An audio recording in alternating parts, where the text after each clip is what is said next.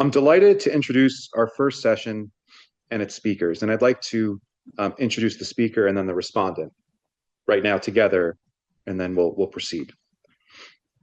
Nathan Smith serves as the Director of Ecumenism for Glen Mary Home Missioners, where his ministry seeks to enhance understanding, reduce alienation, and foster reconciliation between the Catholic Church, evangelicals, and Pentecostals. Nathan is completing his postgraduate research at Durham University under the supervision of Paul Murray and on the topic of receptive ecumenism and John Henry Newman. In 2024, he was awarded the first Newman Fellowship through Durham University in partnership with NINS. Currently, he serves as a theologian on the USCCB PCCNA National Dialogues and has served with the Dicastery for Promoting Christian Unity at the 2024 Global Christian Forum Gathering. He has published in various journals such as Religions, Journal of Ecumenical Studies, Ecumenical Trends, and Review for Religious. Nathan lives in Cincinnati, Ohio with his wife and 2 children. Following Nathan's presentation, we will have a short response by Paul Murray, Professor of Systematic Theology in the Department of Theology and Religion at Durham University and former director of the Center for Catholic Studies. Professor Murray has published widely in the area of ecclesiology and many subfacets of the discipline, for example, ecclesial practice, development, and receptive ecumenism. He was a driving force, along with Professor Ken Parker of Duquesne University, in establishing the current partnership between NINS and Durham. I will now turn things over to Nathan Smith, and the title of his presentation is An Ecumenist for Our Times.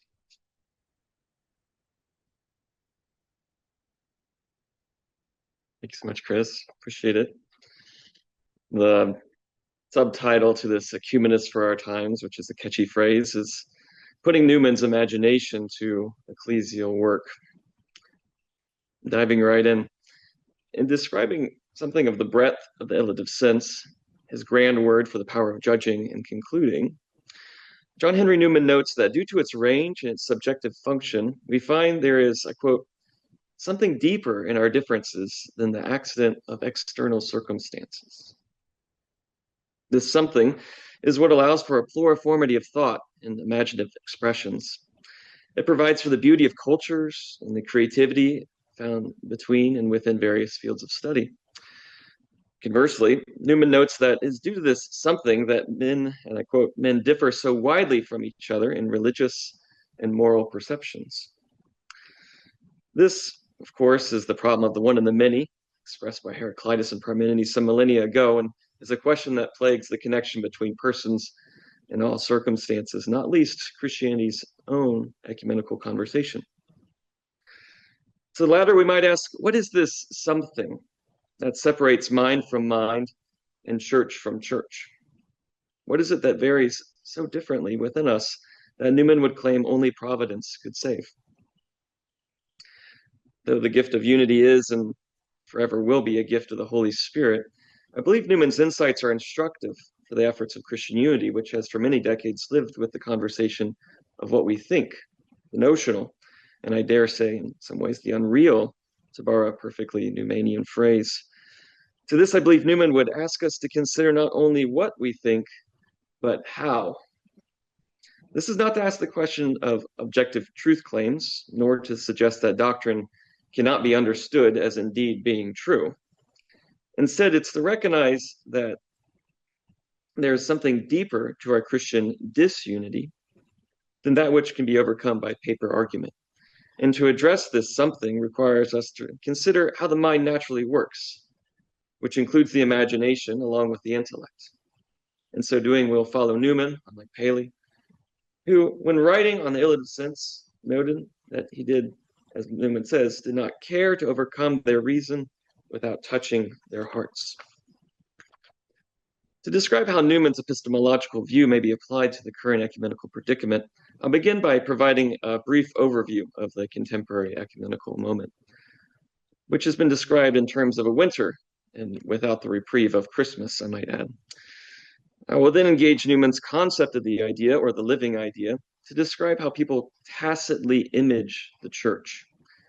This outlining of the idea will, as Newman clearly describes, include some engagement with the real, which works to move our imaginations in ways notional arguments rarely can. And to close, I'll apply this idea of the church to the question of Christian unity today, and suggest that our current Christian disunity is not only an issue of doctrinal dissimilitude, but an issue of the imagination. This next heading, Contemporary Ecumenism, Insights and Sclerosis. So for those graciously uninitiated in the history of the work of Christian unity, I'll attempt to provide here an overview of the contemporary ecumenical movement. For those who are all too familiar with the history, I'll try to be mercifully brief. The purpose in providing this outline is not to rehash old debates, but to provide a basis for moving forward with an ecumenism that, being faithful to the questions related to doctrinal precision, also seeks to move the imagination, the passions, and the affections. Many scholars of ecumenism trace the origins of our current ecumenical movement to the latter half of the 19th century. At this time, new intra-denominational organizations were being formed, including the Lambeth Conference in 1867, the Ecumenical Methodist Conference in 1881, and the World Baptist Alliance at the beginning of the 20th century.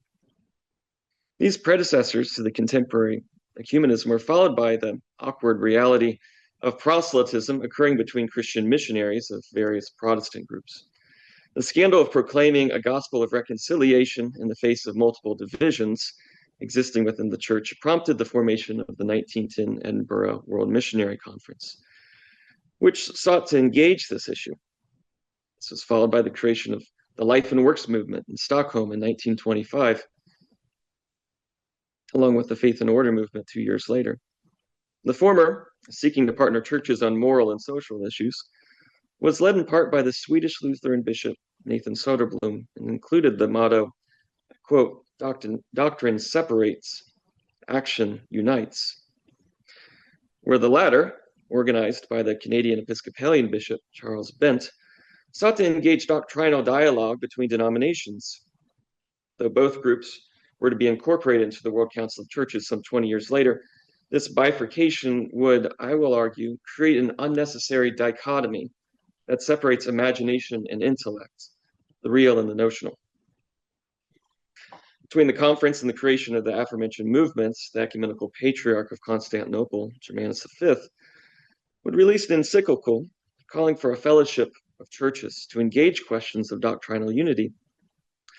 For the Catholic Church's part, what began as a rather uncompromising stance against ecumenism at the beginning of the century was followed by an irrevocable commitment to the ministry by the century's end. This transformation came about through various phenomena, not least of which included the establishment of the Week of Prayer for Christian Unity by Paul Watson of the Franciscan Friars of the Atonement.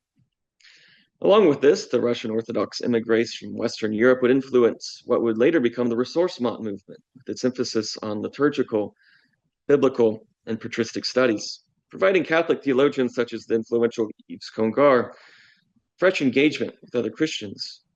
This engagement would also comprise the establishment of the Catholic Conference for Ecumenical Questions in Lausanne in 1952, which included the aforementioned Congar and Karl Rahner, just to name a few.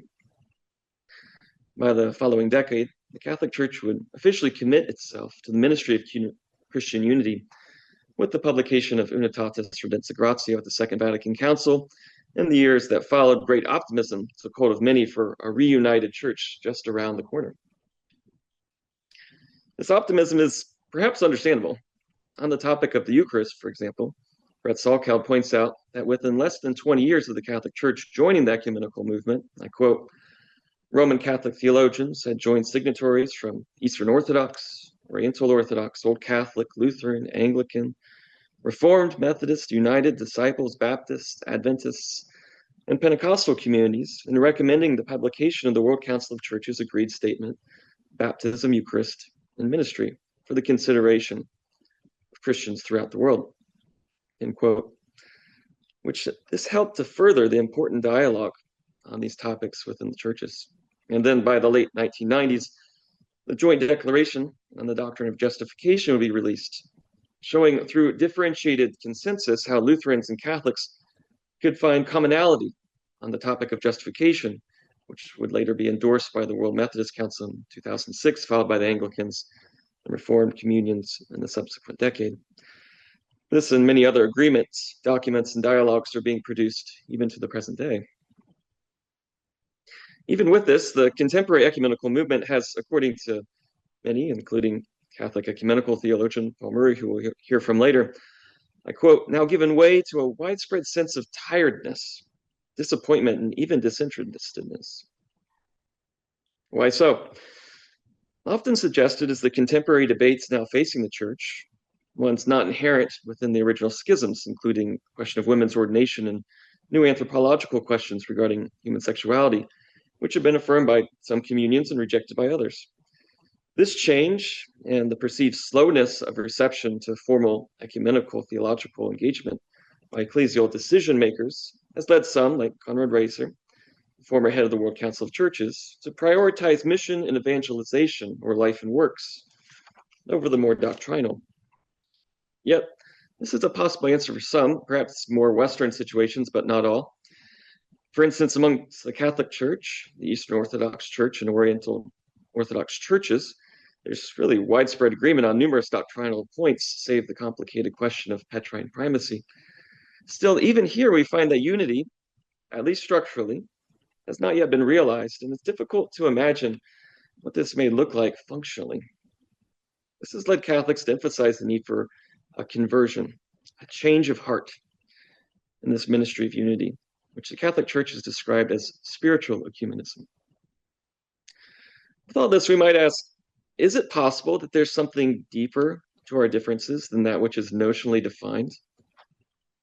To address this question, I'll now turn to Newman's understanding of the living idea in order to provide some insight and possibly a path forward for the ecumenical movement. This section is Ecclesial Imaginaries and Living Ideas. Central to Newman's argument in his essay on the development of Christian doctrine is his concept of the idea. Getting at what Newman means by this requires flexibility, as at times the idea, according to James Pereiro, I quote, stands for the mind's image of an external object or quality, while in other instances, it refers to the external object being the subject of apprehension, end quote. To the question as to whether the idea is the thing or the idea of the thing, one might respond doubly in the affirmative, as it's the apprehension of real particulars which create an image that presses into the imagination of the individual. Said another way, the idea is taken from the sense data of one's experience and presented through memory to the imagination for contemplation. An idea that is living, as Newman would go on to say, has the ability to arrest the mind, and based on its native vigor and subtlety, introduce itself into the framework and details of social life, changing public opinion, and strengthening or undermining the foundations of established order, end quote. The image that presses in upon the imagination, which is the central aspect of Christianity, as Newman would claim, is the incarnation. This is also the basis of his sacramental principle. The idea of the incarnation goes out through the preaching of the apostles, and thus through language. Here, the dogmatic principle is introduced, this imperfect but necessary medium of proliferating the divine idea will begin over time to develop into a system of beliefs and theological statements. However, always being one to eschew paper religion, Newman does not suggest that this development happens in a clear-cut way. Here I'm going to quote him at length. Newman writes, the development of an idea is not like an investigation worked out on paper, in which each successive advance is a pure evolution from a foregoing, but it is carried on through and by means of communities of men and their leaders and guides, and it employs their minds as its instruments. It depends upon them while it uses them. And so, as regards existing opinions, principles, measures, and institutions of the community, which it has invaded, it develops by establishing relations between itself and them. It employs itself in giving them a new meaning and direction, in creating what may be called a jurisdiction over them, and throwing off whatever in them it cannot assimilate. It grows when it incorporates, and its identity is found not in isolation, but in continuity and sovereignty. End quote. Though given the language, the idea, which began as an objective fact, presses in upon the imagination of the apostles, does not simply drop its thingish character and become strictly notional or abstracted. As Terence Merrigan points out, real or imaginative assent, that form of assent really so dear to Newman, is, I quote, the recognition that what the doctrine says is true in the sense that it resonates with some aspect of our actual experience of life, end quote. This sets up Newman's emphasis on the importance of both the theological and the religious habit of mind, with the former identifying the notional and the latter the real, along with the need for their interrelationship. Newman has this quote, religion using theology, theology using religion. Two further points must be added, which are important to the topic of contemporary ecumenism. The first is Newman's emphasis that the idea, when it enters into the imagination, employs one's mind as an instrument, depends upon them, and establishes relations between itself and the existing, quote, opinions, principles, measures, and institutions of the community. This is to say that Newman does not believe the idea of Christianity enters into a blank slate, a culturalist void, but it engages the background beliefs existing in the imagination of the believer. This more post-foundationalist approach, perhaps, suggests that those hearers of the gospel carry with them a basis of knowledge, assumptions, and ways of engaging the world that then begin to be shaped by and also influence the way they understand the Christian idea. Some have noted the resonance between Newman's epistemological view and the more recent work of Charles Taylor on social imaginaries. Taylor describes the imaginary as the way individuals and groups, I quote, imagine their social existence, how they fit together with others, how things go on between them and their fellows, the expectations which are normally met, the deeper normative notions and images which underlie these expectations, end quote. In short, the imaginary is the way people imagine the world to be and the way they assume it ought to be. This imaginary lives on the level of the tacit, propping up the numerous assumptions and background beliefs that form the normative character of belief itself. Taylor will also go on to say that this imaginary, though influenced by explicit theories, is more often than not nested and formed through communal practice, which can include normative actions, stories, myths, and the ways of describing reality that are found within a community or a culture. Because of its tacit nature, the imaginary is complex, he says, and provides difficulty to just mapping out an explicit definition due to its, I quote, unlimited and indefinite nature. So to the complexity and the pervasiveness of the imaginary, Newman would agree. In fact, in describing the impact of unperceived impressions, those real apprehensions that shape the image one holds of reality, Newman notes that, quote, nothing is of more frequent occurrence. Connecting the thought of Newman and Taylor, Merrigan will add the adjective theological to the imaginary in order to describe the former's understanding of a mind formed by the Christian idea, or, I quote, an imaginative construct that is centered on the divine. This theological imaginary, then, is the image or idea of the Christian gospel embodied in the church. But as we've noted before, the Christian idea does not simply circumvent or remove those background beliefs and practices that are normative within those communities who profess the living Christ. Instead, it develops by establishing relations between itself and them. It employs itself in giving them a new meaning and direction, in creating what may be called a jurisdiction over them and throwing off whatever in them it cannot assimilate, as we heard before. Thus, for Newman, we might assume that though truth be one and singular, its expression will be pluriform and diffuse, even moving into the culturally constructed, Christically inflected imaginaries of believers in churches.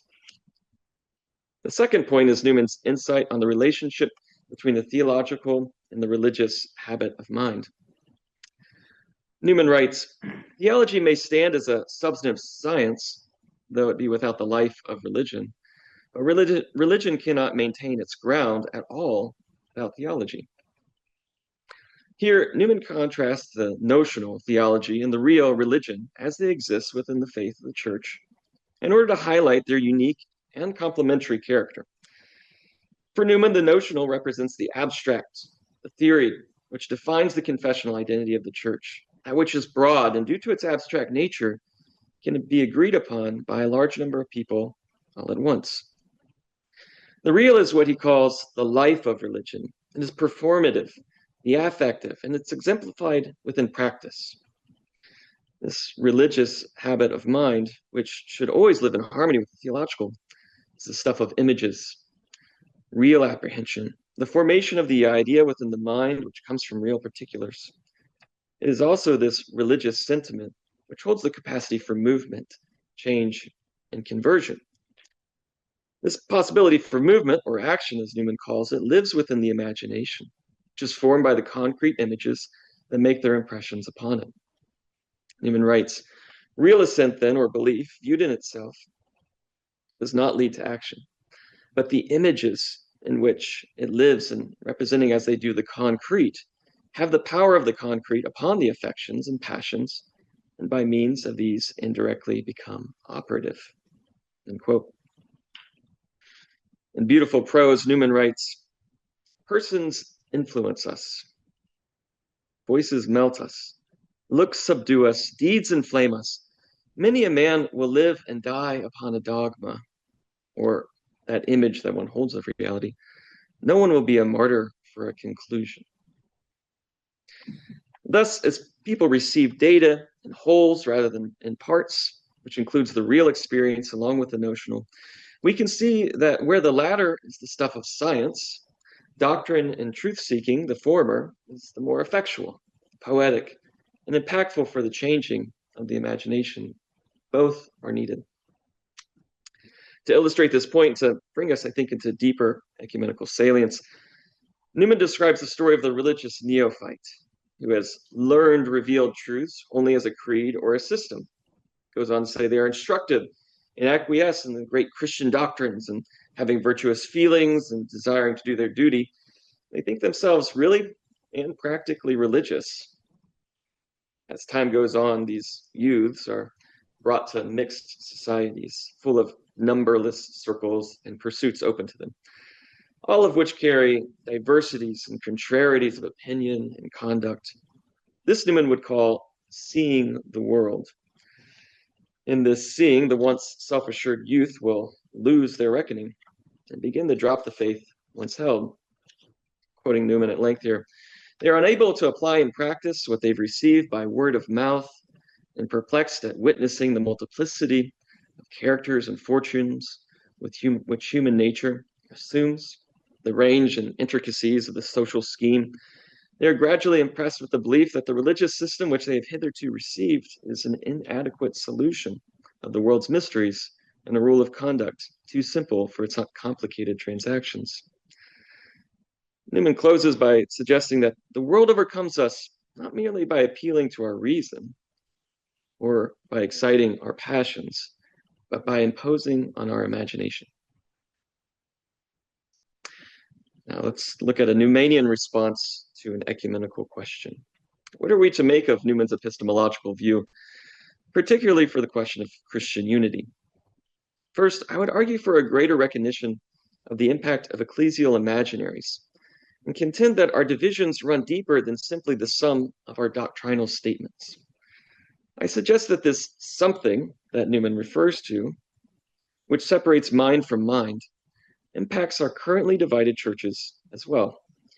This isn't to suggest that all Christians should share exactly the same imaginary, though of course we should all share the Christian idea, which enters into our particular contexts, shaping them by the grace of the Spirit and the image of Christ. Instead, it's to realize that if full communal unity is indeed the goal of the ecumenical project, then attention to the underlying imaginaries present within the churches is necessary. This raises the difficult question as to how one identifies something that's tacitly held by another. Can we really see something present in another that's unbeknownst to them? Secondly, if it is possible to discover something of this imaginary, what do we do when you come to some knowledge of it? An answer to both of these questions is given in Newman's second point, which is the role of the real in forming the imagination and moving one to action. Not to draw too hard of a dichotomy between them, but the early assumption that life and works and faith and order movements are two contrasting, demarcated, and even competing visions of ecumenism is to grossly miss the interconnection between them. Though theological dialogue tends to center on the notional, what is really being discussed is the lived expression of the theological commitments of a community, which grow from a continued reflection upon the impression of Christ seated within the imagination.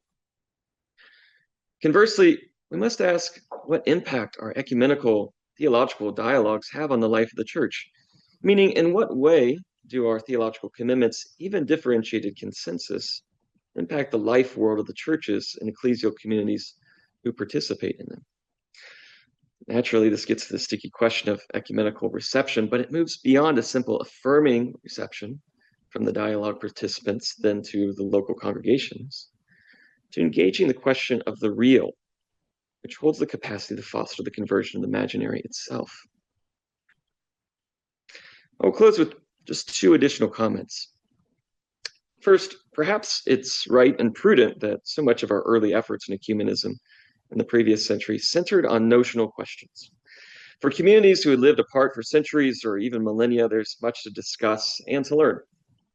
Due to these important conversations, many misunderstandings have been overcome, leaving us with other theological differences to engage. We must also recognize the way these dialogues intertwine with the imagination and how these apparently notional conversations have shaped the way we view our ecumenical other, not as a combatant, but as a fellow follower of Christ. Second, I believe this interconnection between the notional and the real, theological and religious is already occurring, partly within new ecumenical endeavors, and it is, I would argue, shaping the imagination in important ways.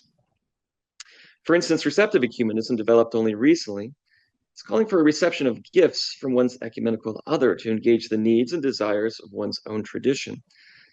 This learning, which includes serious theological work and the experience of the other, leaves a real impression upon the imagination and fosters the potential for movement, conversion, and action. Similarly, the Global Christian Forum gives the opportunity for the conversion of the imaginary largely through personal storytelling, giving others the chance to hear and experience the lived faith of another. A third and final example could be drawn from the 2024 meeting of the International Anglican Roman Catholic Commission for Unity and Mission, which brought together pairs of Catholic and Anglican bishops from around the world.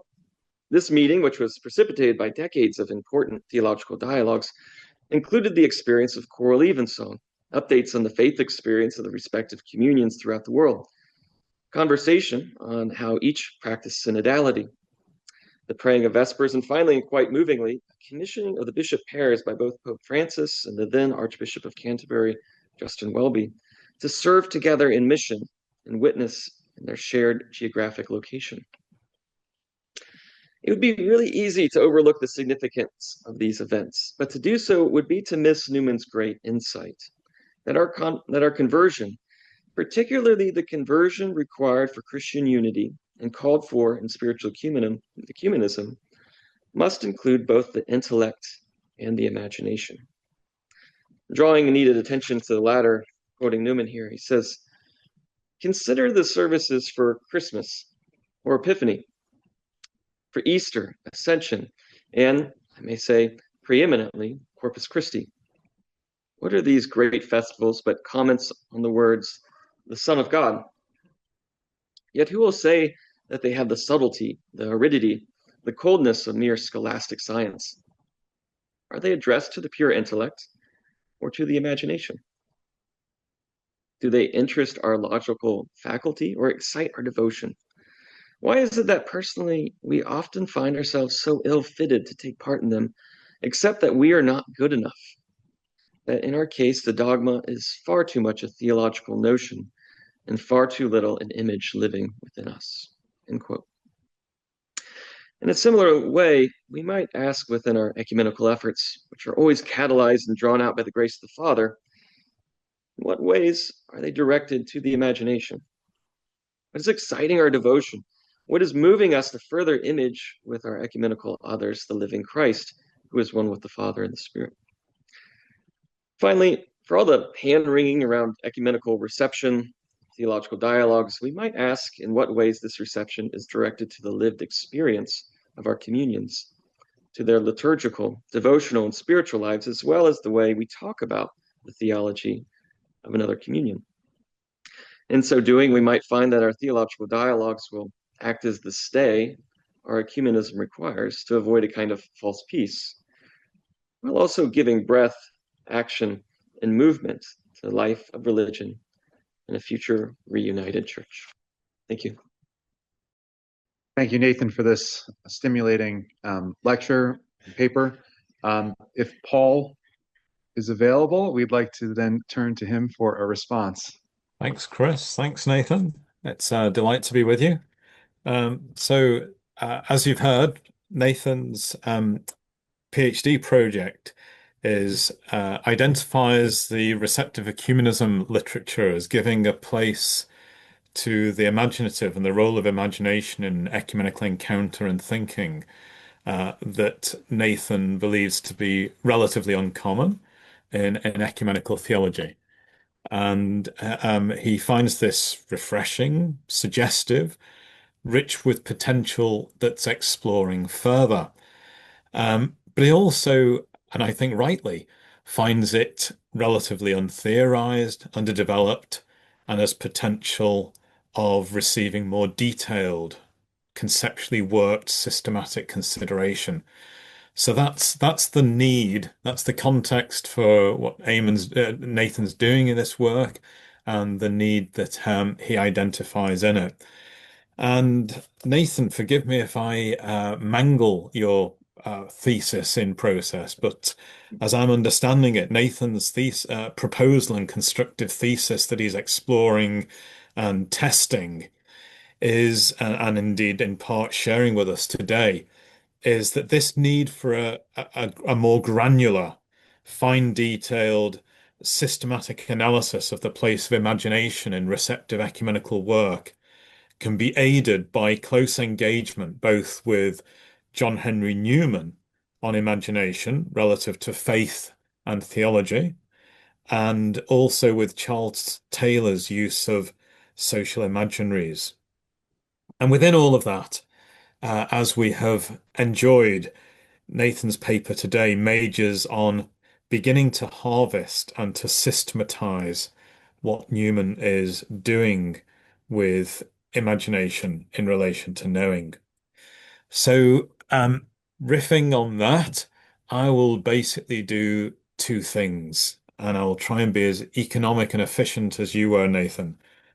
Firstly, I'm going to offer some thoughts on the place, as I see it anyway, the place of imagination in receptive ecumenical work.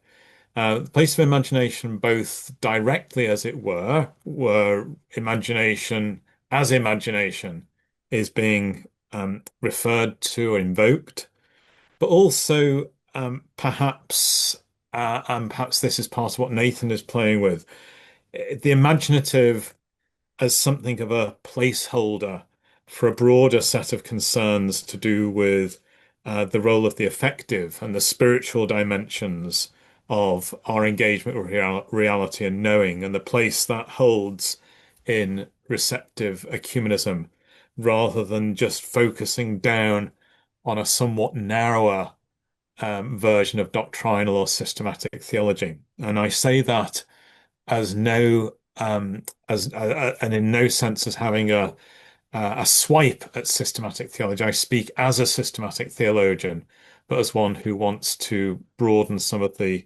categories that we bring to bear there. Then secondly, and somewhat more briefly, I will offer some questions aimed at seeking to gain greater precision as to how Newman is using imagination. As how Nathan is using imagination in conversation with Newman and Taylor. So, firstly, as I'm reading it, something of the place of imagination and the broadly imaginative in receptive ecumenism. The preface to the 2008 first volume on receptive ecumenism spoke of the work of the volume as an exercise in the dreaming of dreams the testing of such dreams, and the discerning of what would aid or hinder their actualization. Here, the language of dreaming of dreams, which is otherwise referred to in the preface as the poetic or the imaginative constructive.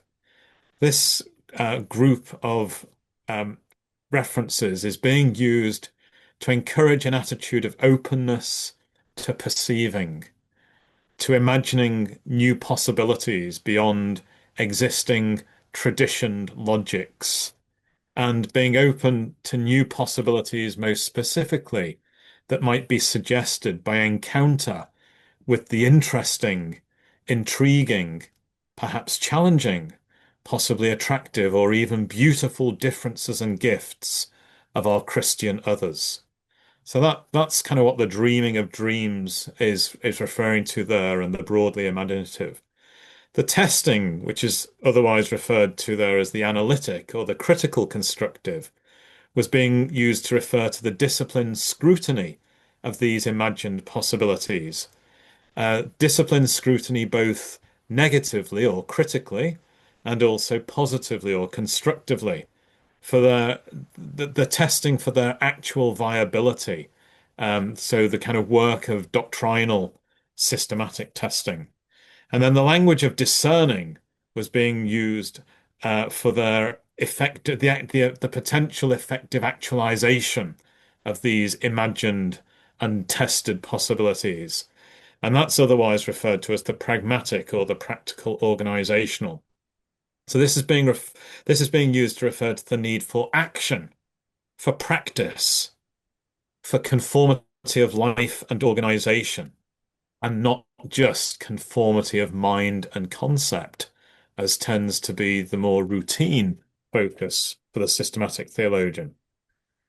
And then, interestingly, with direct reference to John Henry Newman's reflections on the three offices of Christ, these three movements were in turn likened to the priestly office, referencing for Newman the devotional, the spiritual heart and soul of Christian life.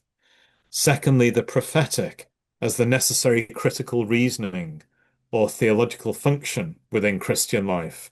And thirdly, the kingly office, referencing the concern for organizational reality and the right ordering of life. So at work here is a conviction that for all the importance of theology, Christian existence, and the reality of the church is not primarily a collection of ideas or beliefs, but something lived.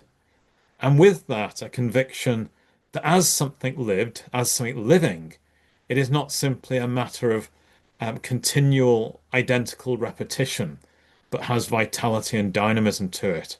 And therefore that it requires an openness to the new that needs perceiving, imagining, discerning, and potentially even receiving.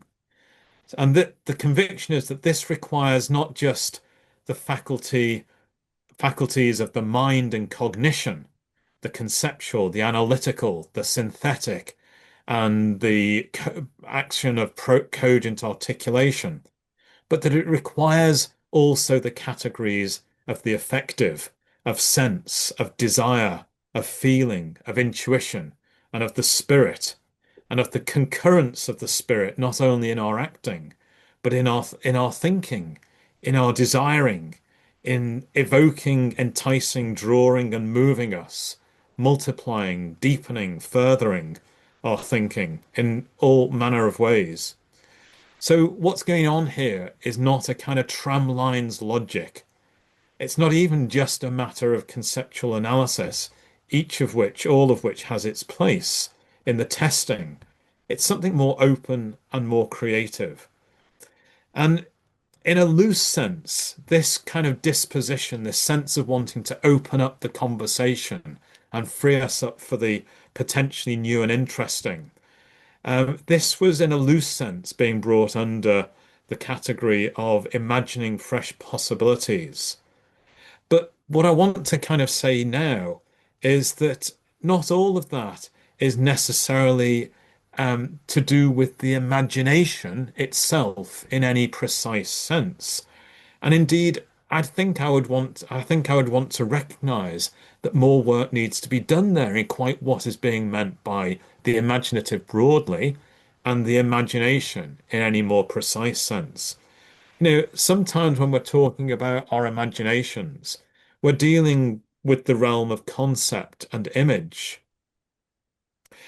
And indeed, in the preface there of that volume, it refers at one point to our intellectual activity being capable of being spirit moved. And when spirit moved, our intellectual activity being capable of growing wings and achieving takeoff in a way that can expand our current conceptual frame and can expand our range of operative guiding images and pull things in from our peripheral that we weren't aware of and put them to work in fresh ways.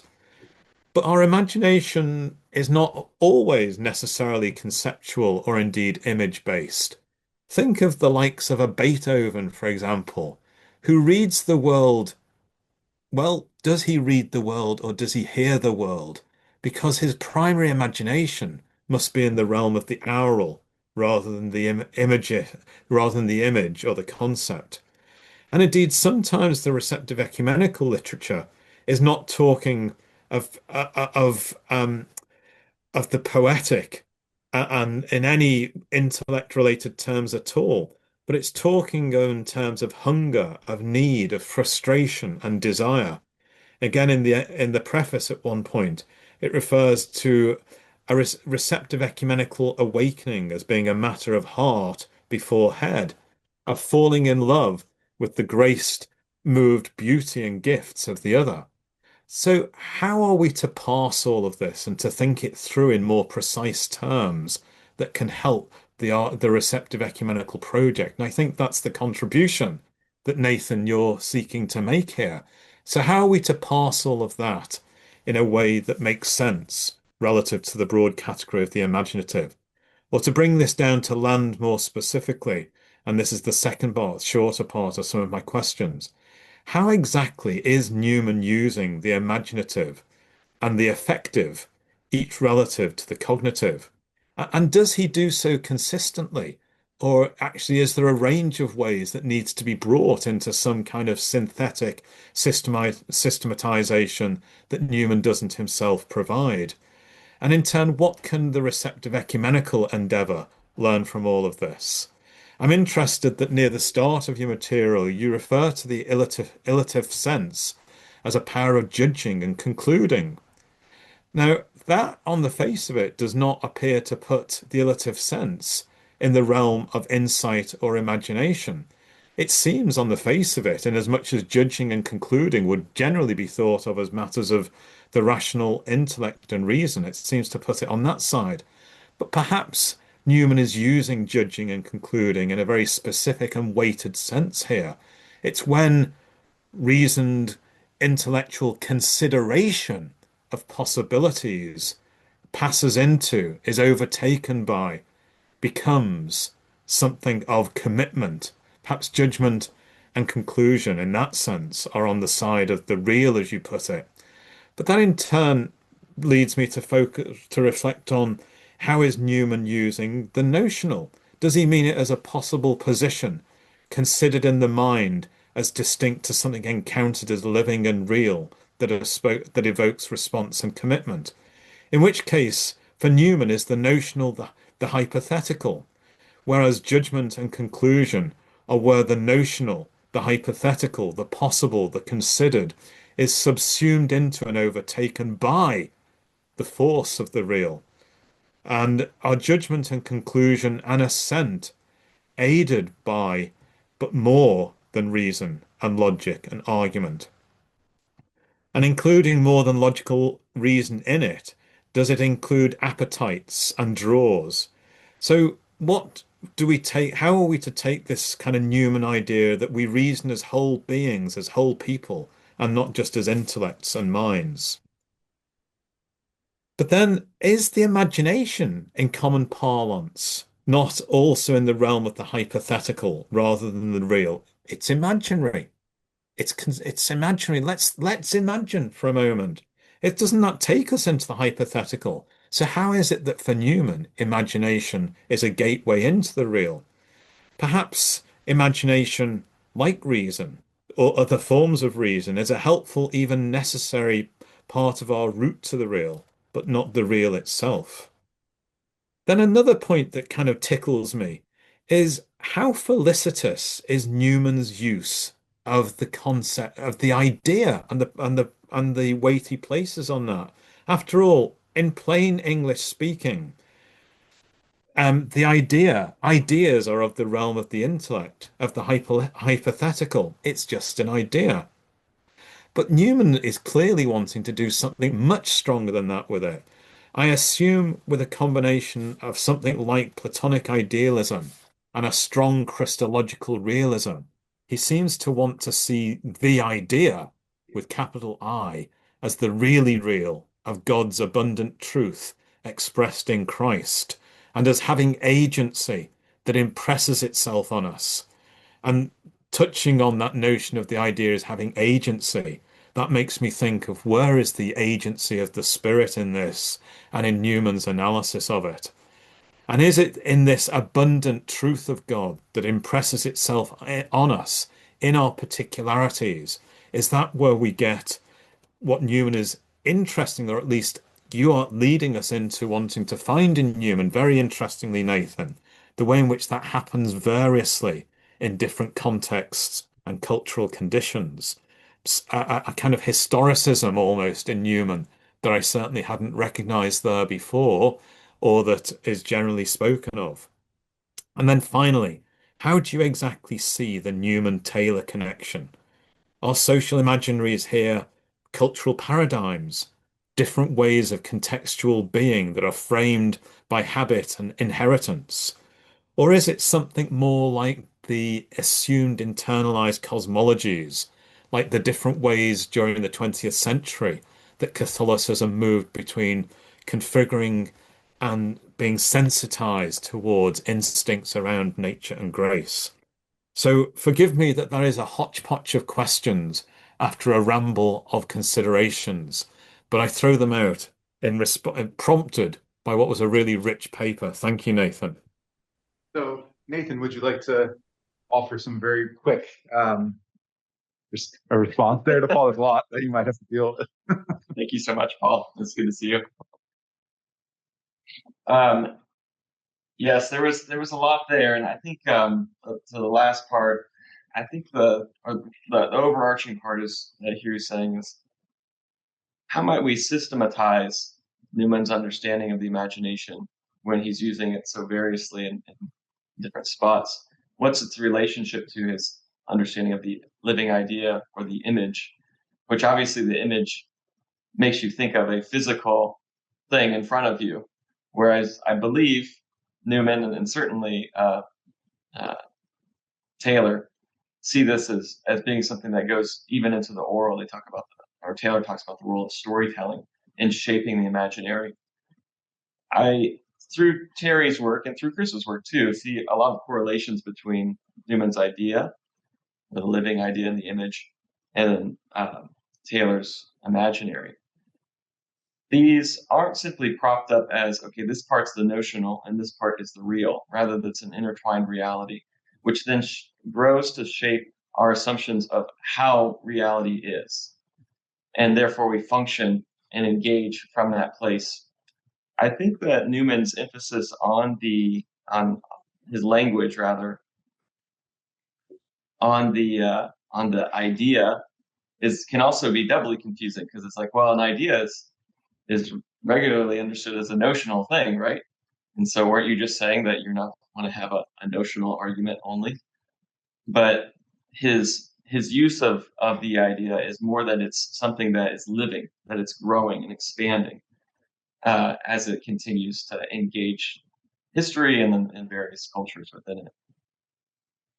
I see, especially within my own work, the need to try to find the interconnection between them. Because I think that we, especially within the work of ecumenism, we're recognizing that theology isn't simply worked out on paper, especially for a number of denominations. However, it's something that's lived and incorporated. And that forms the living idea that these groups have of what the Christian idea actually is. And what I think Newman is getting at is that actually these things, this lived experience, it hits at the affective because it's a touching on the actual image they have of reality, image they have of the Christic reality, such that are working out things like, for instance, the Joint Declaration on Doctrine of Justification, which is a complicated document on differentiated consensus, a term that was added to it later, and has a lot of good and groundbreaking work done within it.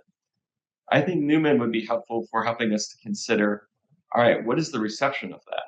How then do we bring this to belief, not simply as, okay, we make joint statements, but rather than belief in lived practices with one another.